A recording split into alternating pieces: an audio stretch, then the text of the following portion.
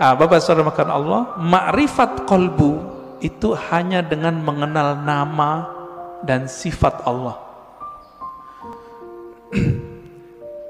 Asma, sifat. Ma'rifatus sifat itu masih bagian dari qalbu, paling dalam. Dia udah masuk ke dalam sirnya qalbu. Kan qalbu ini dia ada bagian-bagiannya, Pak. Qalbu itu disebut ada fuad, ada yang disebut dengan lub. Inti dari qalbu disebut lub. Rahasia yang ada di dalam inti qalbu itu disebut dengan sir. Maka disebutkan dalam Al-Quran, Allah ya'lamu sirra wal akhfa. Allah mengetahui yang sir, yang tersembunyi, bahkan yang akhfa, yang samar. Itu ketahuan oleh Allah SWT. Di mana kesimpannya itu? Itu di dalam qalbu, paling dalam. Kita ini semua dulu kan pernah ketemu Allah. Memori itu kesimpan di situ, Pak. Ada yang ingat gak? Gak ada yang ingat ya? Bener. Makanya Allah utus Rasul supaya apa? Memantik sir, supaya dia kemudian kembali muncul.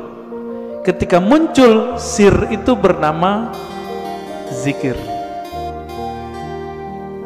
Ketika dibahasakan dia bernama ma'rifat. Ma'rifat itu ungkapan pengenalan si hamba kepada Allah Subhanahu wa ta'ala. Bapak nih pernah ketemu dengan seseorang dulu, kesimpan gak di memorinya? Kesimpan. Ketemu seseorang yang berkesan.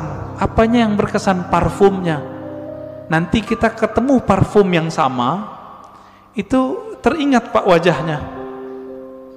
Itulah sebabnya jika ada orang benar teknik berzikirnya, bersambung sanad zikirnya kepada Rasulullah SAW, lisannya menyebut, akalnya memaknai, kolbunya merenungi, ruhnya merasakan, nangis dia saat itu. Seperti orang pulang kampung. Pertama orang pulang kampung habis merantau, rasanya gimana? Terharu, Pak. Kalau Bapak Ibu ini kan pada hari raya di luar kota, lagi merantau, malam takbiran nangis, dengerin takbiran. Kenapa tuh nangis? Ingat kampung, kirain ingat Allah. Takbiran ingat Allah, nangis. Wah, itu arif billah namanya, kenal Allah dia. Mak takbiran nangis, ingat siapa? Kampung. Kita lupa, kita punya kampung lain, namanya kampung arwah. Lupa apa ya? Kampung arwah. Ngapain si arwah di kampung itu? Dia menatap Allah Subhanahu wa ta'ala. Dia menatap Allah, Pak. Supaya dia bisa menatap Allah lebih dekat, apa yang dia lakukan? Dia mendekat kepada nur sumbernya. Itu yang disebut nur Muhammad. Jadi dulu itulah yang dikatakan oleh Nabi, kuntu nabiyan, aku sudah jadi nabi, Adam belum dicipta, udah jadi nabi di alam ruh. Makanya roh-roh itu mendekat semua kepada Rasulullah supaya bisa tetap dekat memandang Allah Subhanahu wa ta'ala. Itu, Pak, maknanya. Itu kalau kita punya ruh yang bercahaya, pasti rindu ingin mengenal ilmu ini, pengen mengenal ilmu ini. Itu yang bikin orang nangis, nangisnya permanen, Pak. Tangisan itu yang bisa memadamkan api neraka. Kalau tangis yang malam takbiran tadi enggak. Itu mah tangis pulang kampung. Mau pulang gak ada duit. Atau kayak tahun-tahun ini kan mau pulang kena COVID. Dompetnya, Pak, kena COVID.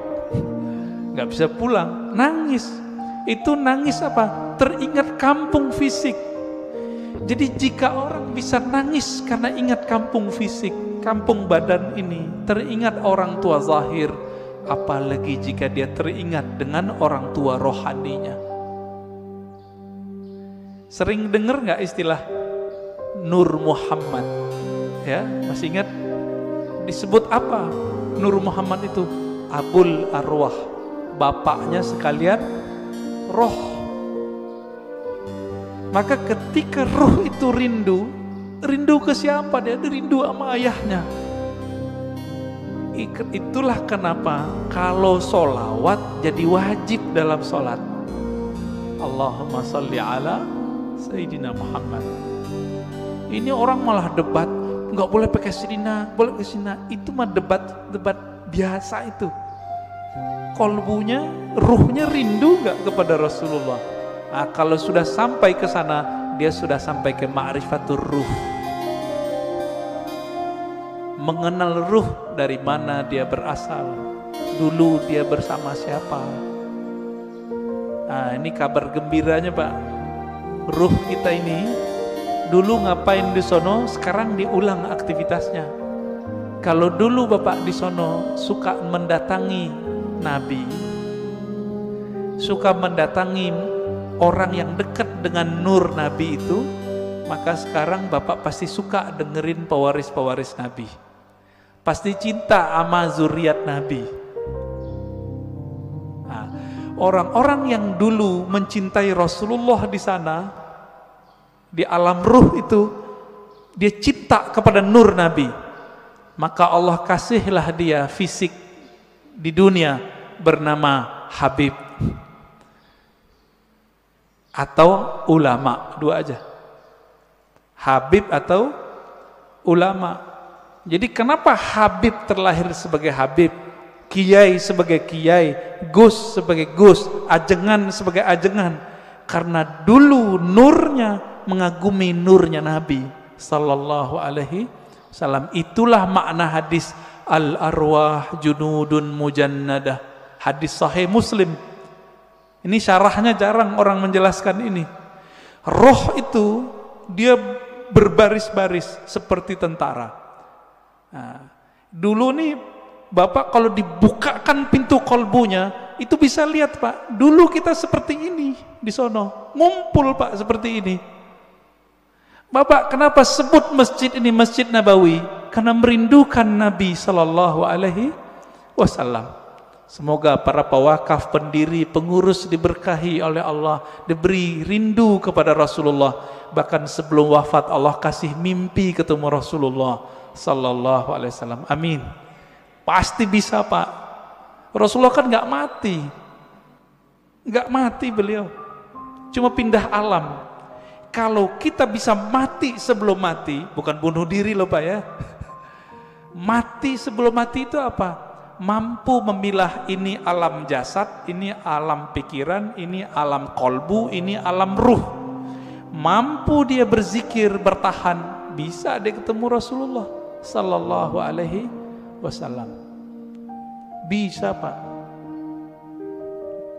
Dulu Sayyid Muhammad Alawi Al-Maliki kalau mau ngapa-ngapain itu nanya sama muridnya, masih hidup, saya nggak usah sebut namanya, kalau disebut ntar jadi orang mengkultuskan beliau nanti.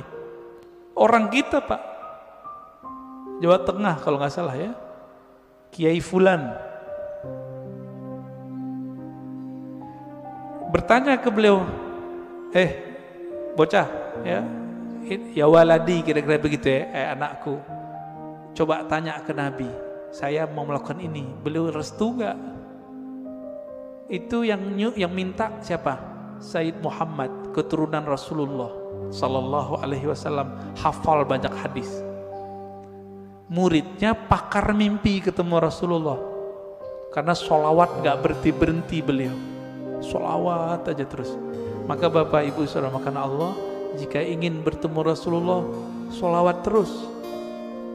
Terus itu apa ujungnya? Ujungnya mati. Jadi kalau belum mati jangan berhenti. Dijamin Pak, pasti. Kenapa? Hadis jaminannya jelas. Man shalla alaiya sallallahu alaihi asyara marrat.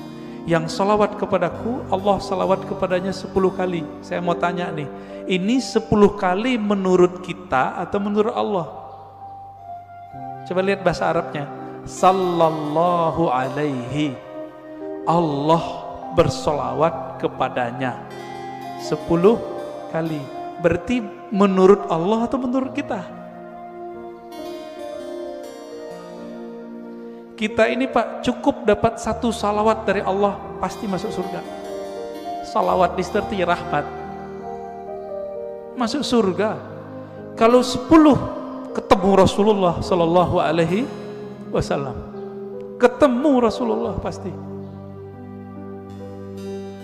Maka Nabi mengatakan, ini garansi Rasulullah, orang yang paling dekat kepadaku nanti siapa? Aksaruhum salatan bi, yang paling banyak bersolawat kepadaku.